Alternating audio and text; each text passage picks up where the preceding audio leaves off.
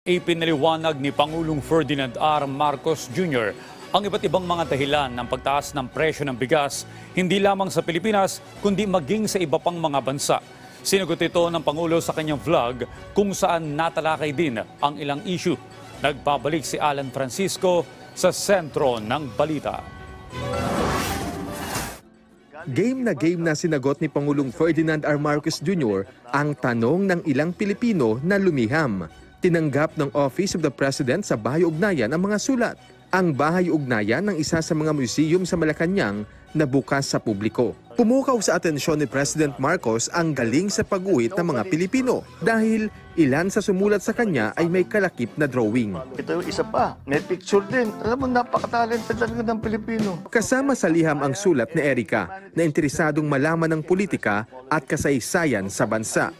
Dito, nilinaw ng Pangulo ang totoong pakay sa pagpasok sa politika. Politics should be in the service of the people. Politics should not be in the service of one party, should not be in the service of one person, certainly. Kung mamumulitika tayo dahil meron tayong gustong gawin, dapat naman ang dahilan kung bakit sila tatakbo ay nais nilang tumulong. Ako ganyan, kaya ako tumakbo, kaya ako pumasok sa politika. Dahil nalulungkot ako sa mga nakikita kong pangyayari. Dahil masakit sa loob ko na makita naghihirap ang mga Pilipino. At naisip ko, siguro naman may kaya akong gawin para makatulong. Pinuri rin ni President Marcos ang interes ni Erica sa kasaysayan. Problem is, now with the technology that we have, mahirap talagang makatingin kung ano yung fake news, ano yung totoo. It's really up to you. Huwag kayong magbabasa yung isa lang bagay. Basahin nyo lahat. Ang turo sa akin ng lola ko, sabi niya, magbasa ka ng kahit na ano. At ikaw nang bahala na mangilatis kung ano yung maganda at hindi, ano yung hindi tama. And that's what you have to do. That's what history can guide us with.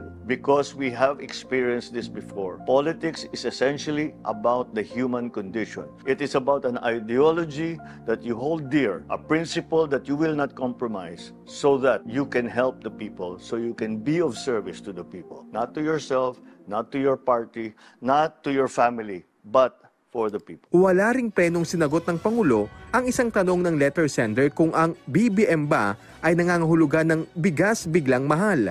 Sabi ng Chief Executive, hindi solong problema ng Pilipinas ang bigas, kundi maging ang mga katabing bansa.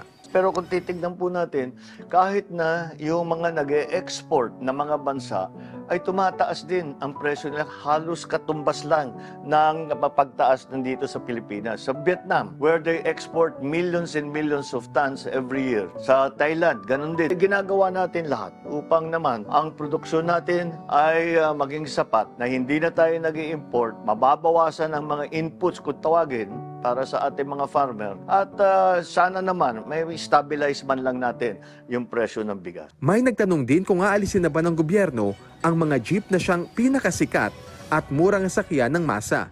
Dito, may paglilinaw si President Marcos.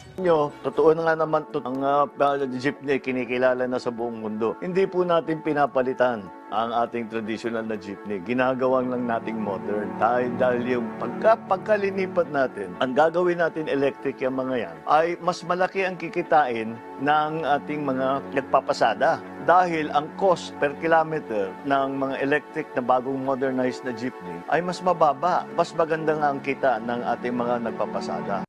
Hiling ng Pangulo sa mga Pilipino sa sinusulong na bagong Pilipinas na maging disiplinado sa kalsada, mapatsuperman o pasahero. Ang bagong Pilipino ay disiplinado sa pagmamaneho. Nagbibigayan, may konsiderasyon sa kapwa, sumusunod sa batas, trapiko. Yan ang mga kailangan nating i-modernize din. Tama na yung mga madamot sa daan, mga nagbababa ng pasahero sa gitna ng daan, mga hindi ginagalang ang bike lane, hindi pinapadaan ng mga ambulansya. Bagong Pilipinos na po tayo, disiplina ang dapat pairalin. Alan Francisco para sa Pambansang TV sa Bagong Pilipinas.